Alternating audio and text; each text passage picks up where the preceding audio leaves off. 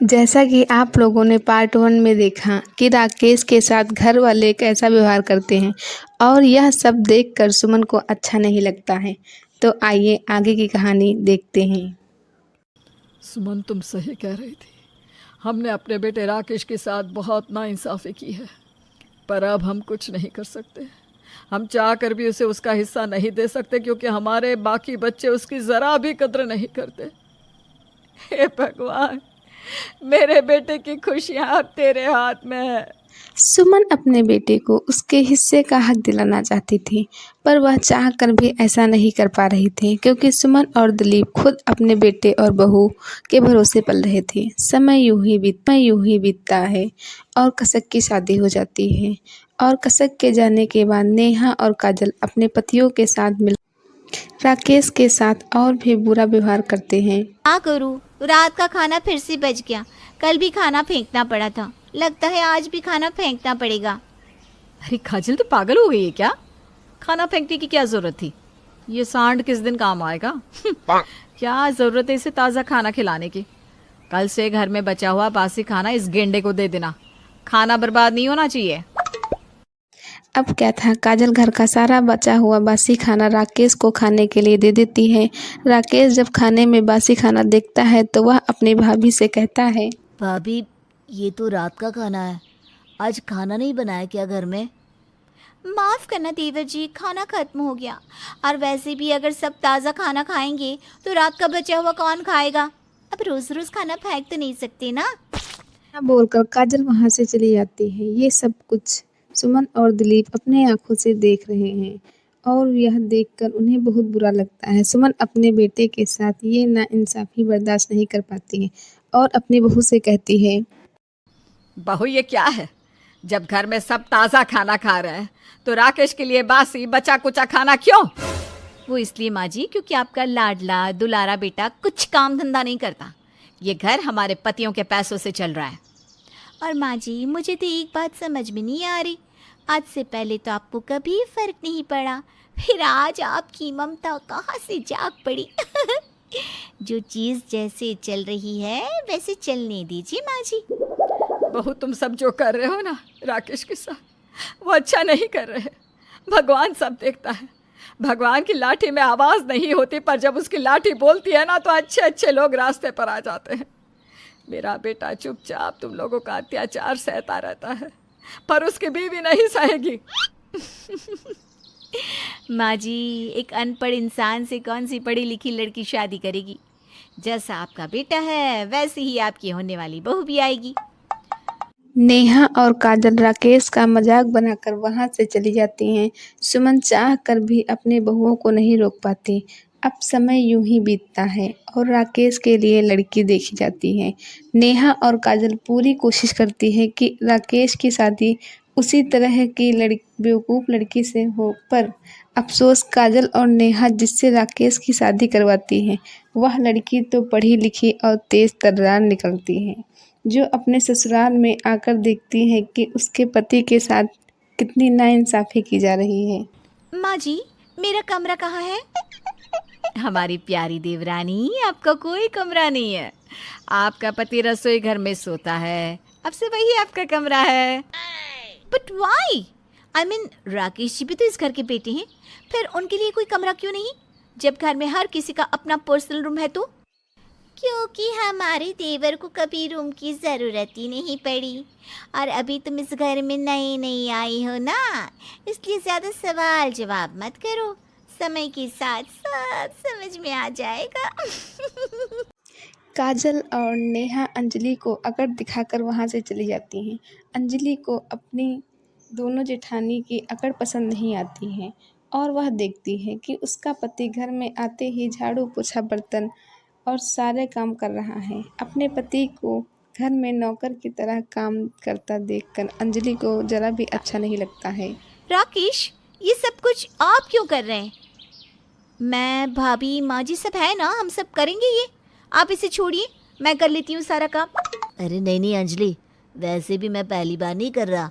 जब से पापा का बिजनेस डूबा है तब से मैं इसी तरह से मेहनत मजदूरी कर रहा हूँ, और घर के काम भी।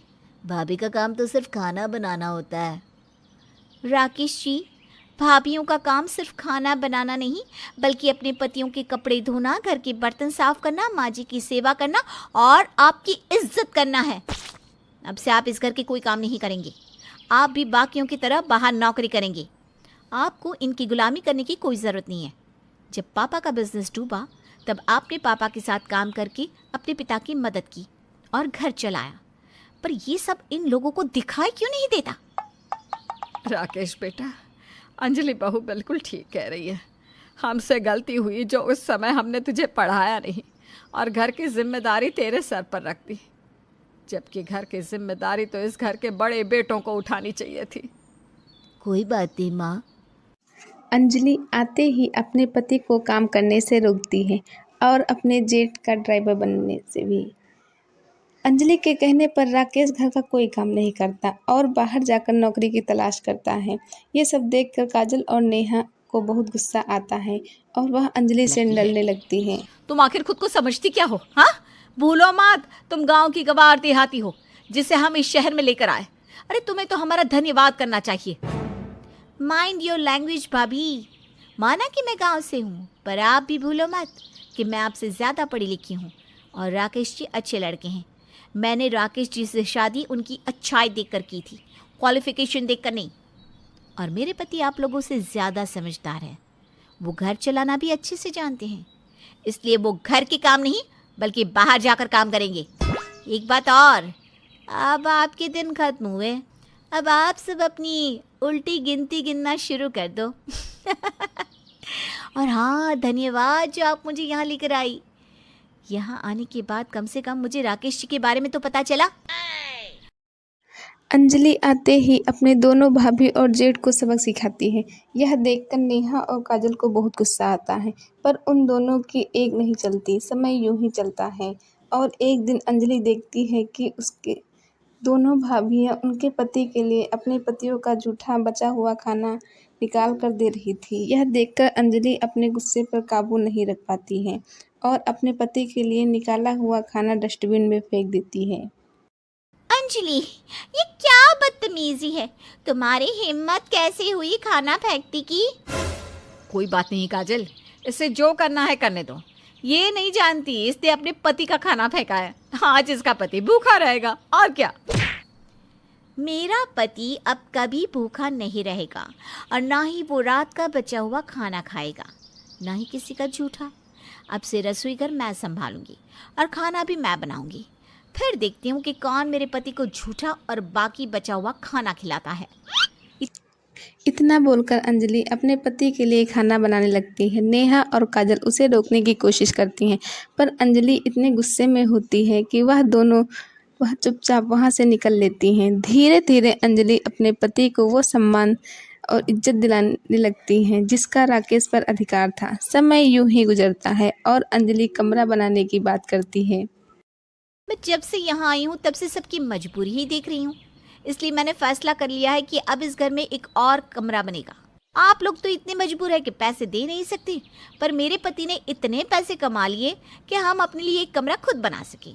इसलिए अब हम रसोई में नहीं रहेंगे। ऊपर का पूरा फ्लोर हमारा रहेगा, क्योंकि वो फ्लोर मैं अपने पति की कमाई से बनवा रही हूँ। राकेश, तेरी बीवी का दिमाग खराब हो गया है क्या? उसको समझा, ऊपर अब कोई फ्लोर नहीं बनेगा और तुम दोनों रसोई में रहोगे। भैया, मैं अंजलि को नहीं रोकूंगा। ऊपर फ्लोर बनेगा।